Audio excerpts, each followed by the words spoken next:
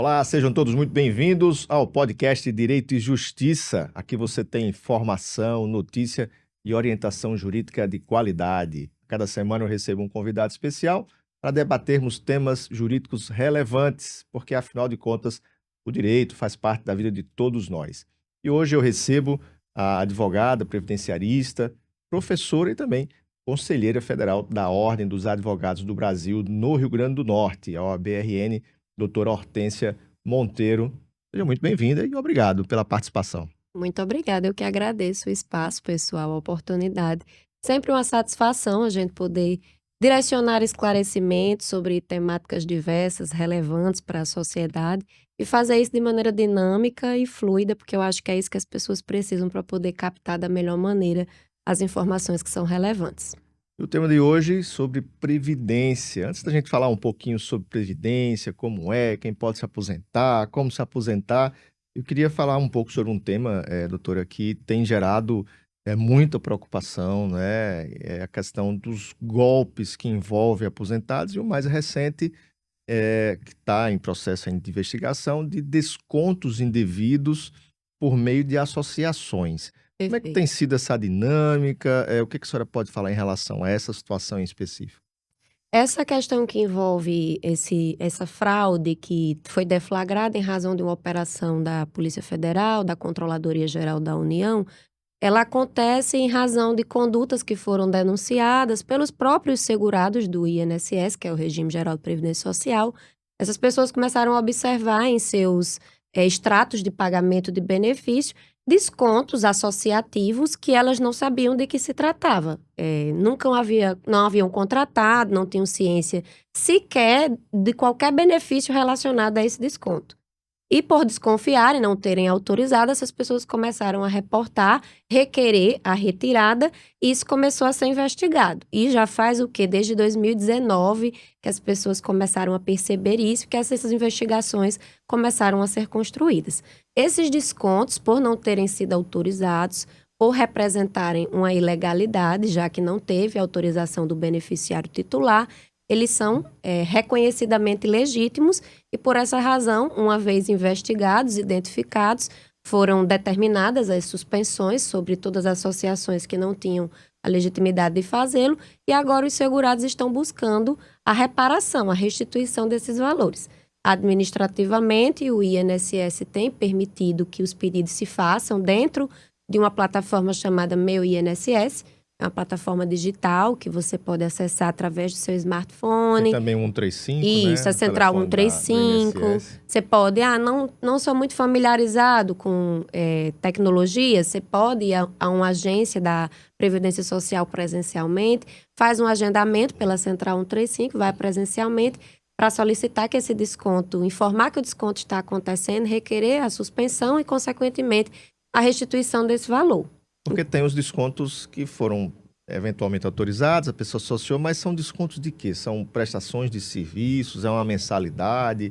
Que associações são essas que conseguem fazer esses descontos? O que a senhora pode explicar para os aposentados? Essas associações, nem todos os descontos, é importante o recorte que você fez, são descontos ilegítimos. As associações existem, muitas delas disponibilizam serviços e vantagens aos segurados. Que serviços são esses?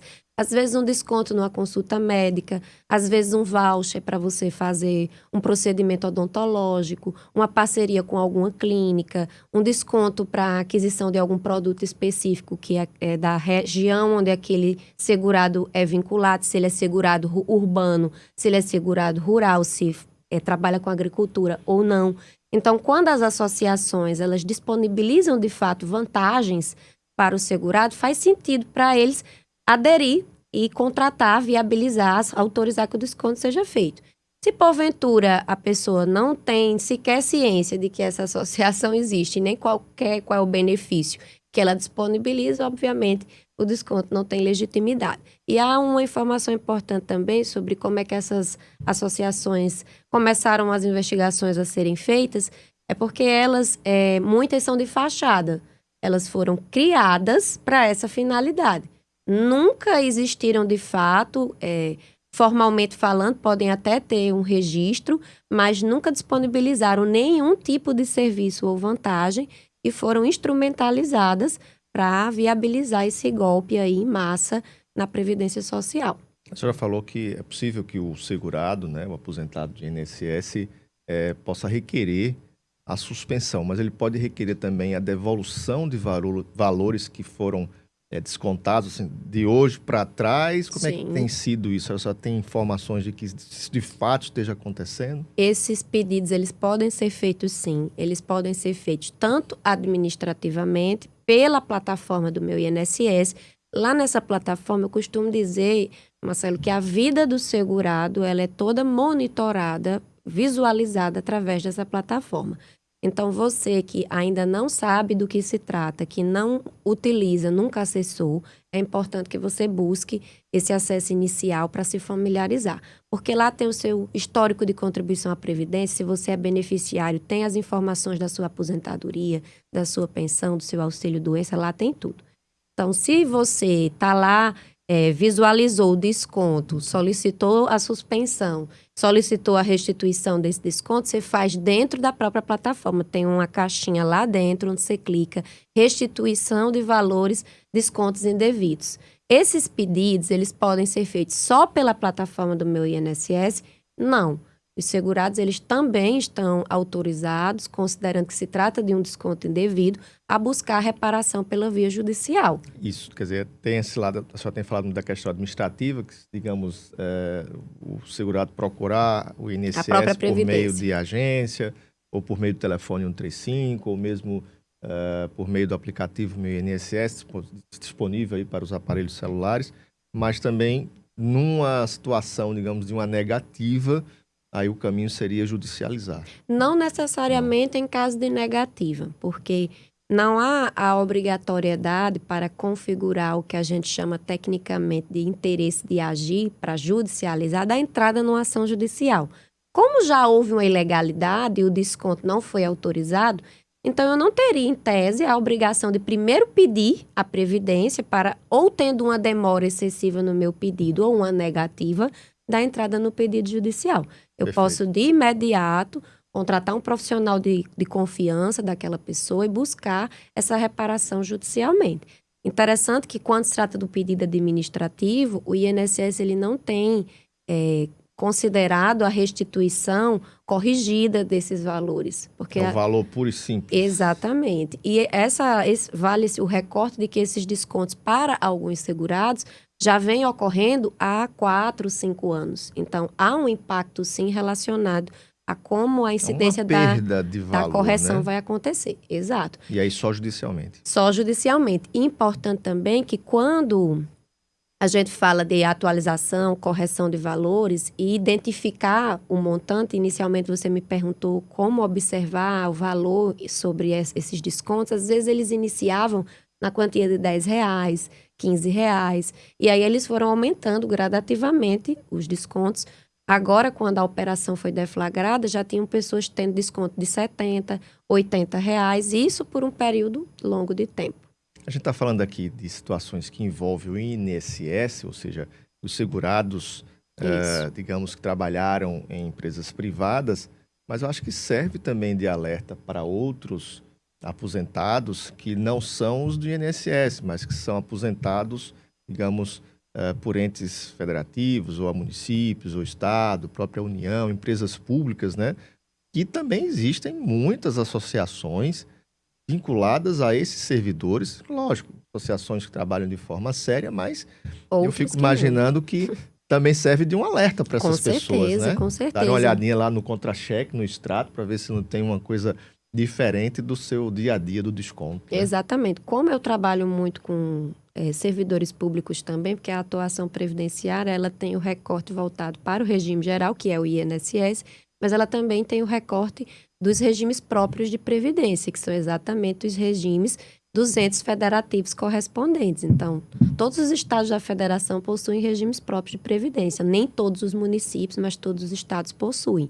Então, os servidores públicos vinculados aos estados e aos municípios que possuem regime próprio têm que estar sempre atento, verificar com atenção os seus contra-cheques. Isso da análise do contra-cheque pode parecer até redundante. Poxa, eu recebo meu salário e não verifico meu contra-cheque. Mas é muito comum.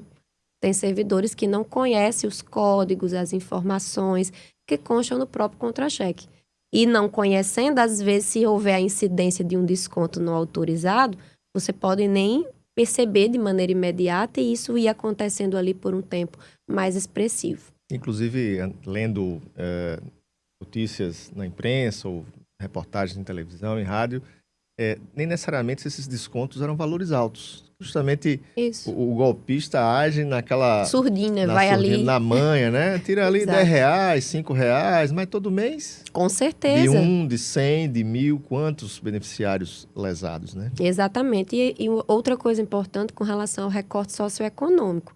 Porque a maior parte dos benefícios pagos pela Previdência Social no Brasil hoje não são benefícios expressivos em valor. A maioria deles giram ali entre um salário mínimo, R$3.000. Hoje, para você se aproximar de um benefício pago ali próximo do teto, é uma realidade de histórico de contribuição muito elevado que não reflete majoritariamente a realidade socioeconômica do brasileiro.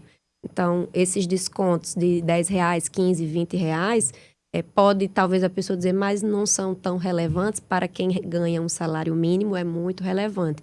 E não tem a ver com o impacto também, tem a ver com não ter sido autorizado. Pode ser 50 centavos, se eu não autorizei, não há legitimidade no desconto. Falando de aposentadoria, a gente ouve aí na fila do pão, na lotérica, na mesa do bar, que a gente vai ter que trabalhar até morrer e vai ser difícil se aposentar, que está cada dia mais difícil o brasileiro ter o seu merecido descanso depois de anos de trabalho. Como é que estão essas legislações hoje, previdenciárias, do ponto de vista do regime geral, com relação a tempo de contribuição, idade? Tiveram muitas mudanças recentes, isso impactou com certeza o setor previdenciário. Com certeza. Nós tivemos em 2019 a última reforma previdenciária, a partir de 13 de novembro de 2019, entrou em vigor a Emenda Constitucional 103, que modificou as regras para a concessão de benefícios previdenciários dos mais diversos, desde as aposentadorias, a benefícios por incapacidade, pensão por morte, que foi um benefício que sofreu um impacto muito grande com essa reforma, cuja constitucionalidade dessas alterações, inclusive, foram discutidas junto à Suprema Corte, ao STF, aqui no Judiciário Brasileiro, e entendeu-se que eram alterações legítimas, ainda que muito restritivas em relação aos segurados. O cenário mudou, as regras foram implementadas e impactaram sim, especialmente em relação ao tempo, à demora. É por isso que as pessoas falam hoje que muitas estão optando por contratar previdências privadas. Ainda que é importante esse recorte, Marcelo, porque a pessoa diz, não quero mais pagar o INSS, doutora. Não quero porque não vejo vantagem, acho que vou demorar muito tempo para me aposentar e, portanto, vou procurar outras alternativas. Mas vale uma informação, pessoal. Pagar a Previdência Social, quando você está trabalhando, está oferindo renda, não é facultativo, é obrigatório. Trata-se de uma obrigação tributária. Quando você incide no fato gerador da obrigação de contribuir, que fato gerador é esse? Você trabalhar e oferir renda.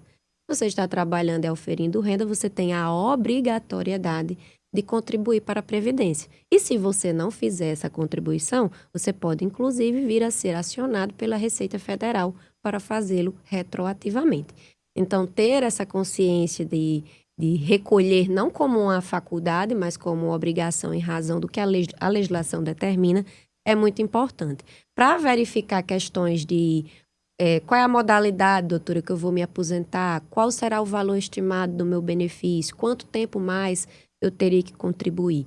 Com o advento da reforma, pelas regras terem mudado muito sensivelmente, a gente não trabalha com a lógica de forma de bolo. Cada caso tem suas individualidades, suas particularidades.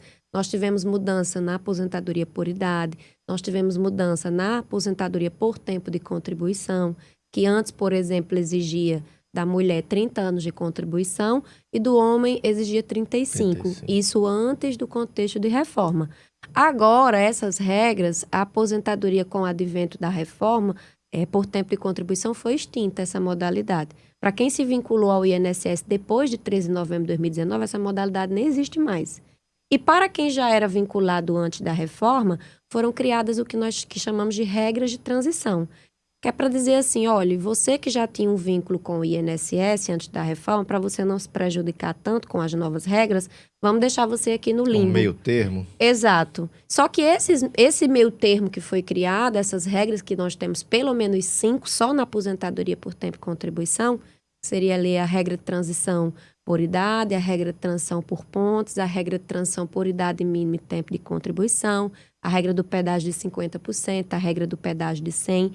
Pela diversidade de regras, Marcelo, a gente tem que ter, para dar um direcionamento mais assertivo sobre a realidade daquela pessoa, analisar as Fazer um estudo particularidades do seu caso. Tempo de contribuição, Exato. quando começou a contribuir, o valor que contribui. Se a pessoa já preenche as regras hoje, se preencheu antes da reforma, porque se tiver preenchido lá antes de 13 de novembro de 2019, essa pessoa tem direito adquirido as regras anteriores, que são melhores em relação à forma de cálculo do benefício. Porque hoje as pessoas se questionam muito de, eu pago a Previdência e quando eu vou me aposentar ou quando eu recebo qualquer benefício da Previdência, o valor desse benefício é muito diferente daquilo tudo que eu já paguei ao longo de tantos anos de trabalho. Eu deveria receber um benefício maior. Isso está associado com a forma de cálculo para a definição do valor do seu benefício, que foi uma das principais modificações introduzidas pela última reforma. Antes a gente já não tinha um cenário bom e com o advento da reforma ele ficou pior. A senhora falou aí da questão da obrigatoriedade, fazer só um recorte voltando para cá um pouquinho. Essa obrigatoriedade ela é imposta inclusive para o autônomo, porque o trabalhador seletista, que ele trabalha com carteira assinada, ele já recebe contra-cheque, já está lá o desconto do INSS. O autônomo ele tem que voluntariamente pagar um valor sobre algum valor. Isso. Mas ele também é obrigado a fazer a contribuição pelo fato de ele ter oferido renda ou pelo fato de ele ser autônomo, está dispensado? Ele também é obrigado. Por quê? Dentro da conjuntura previdenciária, nós temos o que chamamos de segurados obrigatórios e o que chamamos de segurados facultativos. Os segurados obrigatórios são aquelas pessoas que, por lei, quando incidem no fato gerador, ou seja, quando estão trabalhando e oferindo renda, têm que pagar a contribuição previdenciária. Quem são os segurados obrigatórios? Nós temos o empregado, que é o empregado seletista, empregado doméstico, trabalhador avulso, contribuinte individual. Contribuinte individual é quem? O profissional autônomo. E o segurado especial. A lei estabelece que essas pessoas todas são consideradas seguradas obrigatórias e, por essa razão, se elas estão trabalhando, estão oferindo renda, tem que recolher a Previdência Social. Sobre quanto essa contribuição vai ser paga? Qual é o meu parâmetro? Vai variar também a partir da realidade de cada indivíduo. Pessoas, por exemplo, de baixa renda, que têm uma realidade financeira de vida mais limitada. Existe uma alíquota específica para recolhimento, que é uma alíquota de 5% sobre o valor ali de renda percebido por aquela pessoa. Nós estamos falando de trabalhadores informais, por exemplo, Sim. um ambulante que trabalha na praia, vendendo um picolé, vendendo um caldinho ali, o pipoqueiro. Exatamente. Se encaixaria nesse perfil? Se encaixa nesse perfil. Aí você pode dizer, quem é que se encaixa no perfil facultativo? As pessoas que não incidem no fato gerador. Aquelas que não estão trabalhando e não estão oferindo. Dona de casa, o estagiário, por exemplo. Algumas vezes as pessoas fazem confusão com o estagiário, porque o estagiário recebe uma bolsa. Mas bolsa tem uma denominação diferente de remuneração. Tem um caráter mais pedagógico. E por essa razão, o estagiário, ele pode, se quiser entender conveniente, passar a recolher para a Previdência Social nessa condição. A dona de casa, e aqui eu faço um recorte muitíssimo importante, que em que pese ela não seja considerada segurada obrigatória, ela exerce um trabalho muito expressivo, que é o que movimenta hoje o que nós chamamos de economia do cuidado, que são os trabalhos relacionados aos afazeres domésticos, aos cuidados com os filhos, aos cuidados com a casa. Esse trabalho é um trabalho invisível e não remunerado. E por não ser remunerado, essa mulher não é segurada obrigatória da Previdência Social. E, consequentemente, isso acaba impactando a vida dela no futuro, no contexto da velhice, diante de um problema de saúde, porque aí ela não vai contar, se ela não tivesse facultado a pagar a Previdência, ela não vai poder contar com a proteção previdenciária. Se adoecer, não vai poder usufruir de um auxílio-doença.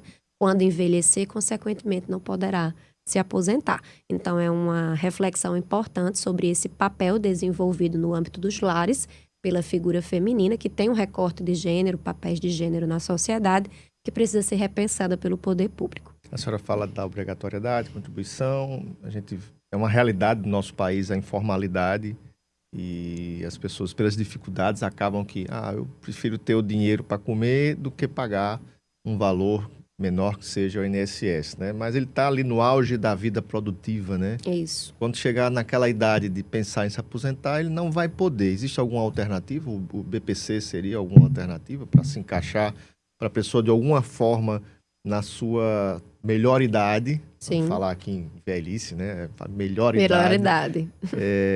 Não ficar desamparado, Não ficar desamparado, ter alguma renda. A Seguridade Social no Brasil, a Previdência é um dos braços da Seguridade. Seguridade Social tem a ver com Previdência Social, com assistência social e com saúde. Existe um benefício que não é de ordem previdenciária, que é o benefício assistencial chamado benefício de prestação continuada, que é o benefício popularmente conhecido como BPC-LOAS. Esse benefício, ele não é de caráter previdenciário. Por quê? Porque para a pessoa poder usufruir dele, não tem que ter contribuído para a Previdência Social. Então, se encaixa exatamente nesse contexto que você pontuou, da pessoa que trabalha, que às vezes, em razão da realidade de renda, a prioridade não é contribuir para a Previdência Social, vai fazer a feira, vai pagar as contas. E aí o tempo vai passando, essa pessoa chega num momento em que ela vai demandar uma necessidade, não vai poder contar com a Previdência. As alternativas para ela, na maioria das vezes, seriam um benefício de prestação continuada. Mas vale também esclarecer que o BPC é um benefício que tem requisitos muito objetivos, muito específicos. É um benefício assistencial destinado a pessoas que tenham 65 anos ou mais, ou pessoas deficientes. E no caso da pessoa deficiente, independe da idade. Mas a questão é que não se trata apenas do requisito relacionado à idade e à deficiência. O ponto mais delicado hoje para a concessão do benefício assistencial é o critério de renda. O critério de renda ele é estabelecido hoje no valor de 1/4 do salário mínimo por membro da família. Então, hoje, que também, na minha humilde opinião, é um grande contrassenso, a nível de assistência social para esse benefício, a pessoa precisa estar numa condição de excessiva miserabilidade. Então, vocês têm que estar miserável para poder usufruir de um benefício da assistência. E a lógica de proteção social não deveria ser essa. Mas é a realidade que temos hoje a nível legislativo no país sobre essa matéria. A gente concluir, eu tenho uma dúvida pessoal, viu? Vamos aproveitar, pode ser a dúvida também de vocês que nos acompanham. Também como um profissional liberal, advogado, né? A gente recolhe de forma, digamos, autônoma. É uma dúvida que surgiu, até um colega dizendo, eu vou dizer que é minha, viu? Ele contribui mensalmente. Atrasa o dia do pagamento, quando paga com juros, né? Com aquela correção. É mais vantagem pagar aquele mês com atraso ou no mês seguinte, se ele dobra? Ele recolhe, digamos, sobre R$1.000. Em vez de ele ter contribuído naquele mês com atraso, ele resolve contribuir como R$2.000 no mês seguinte, porque ele não está pagando juros nem multa. Tem alguma diferença em termos de contribuição? Duas informações importantes sobre sua pergunta, para que a gente não esteja estimulando a sonegação de impostos aqui. Lógico, não, de forma alguma. Primeira coisa importante. Às vezes acontece, essa pessoa está um mês mais apertado. Está um mês mais apertado, às vezes passou da data, que aí se você passa da data, 15, seria uma contribuição extemporânea, aí também tem impacto sobre isso. Digamos que tenha sido um contexto de esquecimento e a pessoa deixa aí para pagar no mês subsequente. De um modo prático, como o cálculo do benefício ele é feito com base na quantidade de contribuição paga e nos valores efetivamente recolhidos, ainda que o número de contribuição seja menor, se os valores forem maiores, isso beneficia a definição da média do cálculo.